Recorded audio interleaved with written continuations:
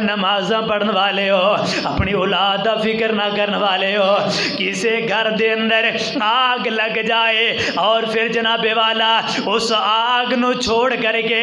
بندہ گھر دے اندروں نہیں نکلے گا، انہوں پتہ ہے میرا بیٹا جل جائے گا، میری بیوی جل جائے گی، میری بیٹیاں جل جان گیاں، وہ گھر نو چھوڑ کر کے نہیں نکلے گا جدو تک آگ نو نہ بجھا لے۔ ایک گھر دے اندر پتہ چل جائے اس گھر دے اندر سانپ ہے، اس گھر دے اندر اونی دیر تک آرام نہیں کرے گا، اپنے بیٹے نو اکیلا نہیں چھوڑے گا، اپنے بیوی بچیاں نو اکیلا نہیں چھوڑے گا، جنی دیر تک اس سانپ نو نہ مار دے،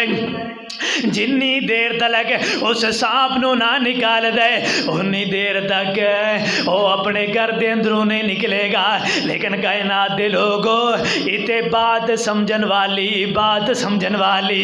اوے گھر اندر اندھیرا ہوئے بیٹے دا دل نہیں لگدا،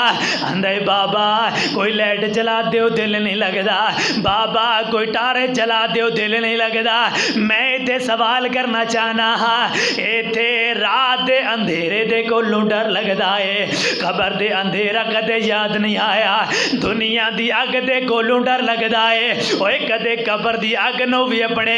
ذہن دے اندر لے کر کے آیا کر، دنیا دے سباں دے کولوں ڈر لگدا ہے، کدے قبر دے سب نو بھی اپنے ذہن دے اندر لے کر کے آیا کر۔ گھر دے اندر بیٹے نو اکیلا چھوڑنا گوارا نہیں کردا، اوے جس قبر اندر بیٹے نو اکیلا چھوڑ کر کے آئے گا انہاں سباں دے کولوں کون بچائے گا؟ جیڑا سانپ ایک ڈنگ مارے گا، میرے پیغمبر نے فرمایا 40 سال ہے او دا زہر ہی ختم نہیں ہوئے گا۔ اوے جس آگ قبر دے اندر جس آگ نو پیش کیتا جائے گا اس آگ دے کولوں کیوں نہیں ڈراندا؟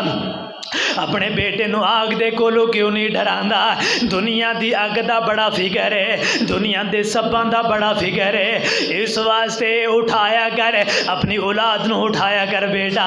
آخرت دے سانپ بڑے بھڑے نے، قبر دا اندھیرا بڑا برا ہے، قبر دی آگ بڑی بری ہے، اٹھ بیٹیا نماز پڑھ تے قبر دے سانپاں دے کولوں بچ جا، اٹھ بیٹیا نماز پڑھ قبر دی اگ دے کولوں بچ جا، اٹھ بیٹیا نماز پڑھ قبر دے اندھیرے دے کولوں بچ جا، جس طرح آپ بچ دے ہو۔ اس واسطے تے اللہ رب العالمین نے فرمایا یا ایھا الذین آمنوا قوا انفسکم واہلیکم نارا، فرمایا کائنات والے ہو خود بھی جہنم دی اگ دے کولوں بچ جاؤ، اپنے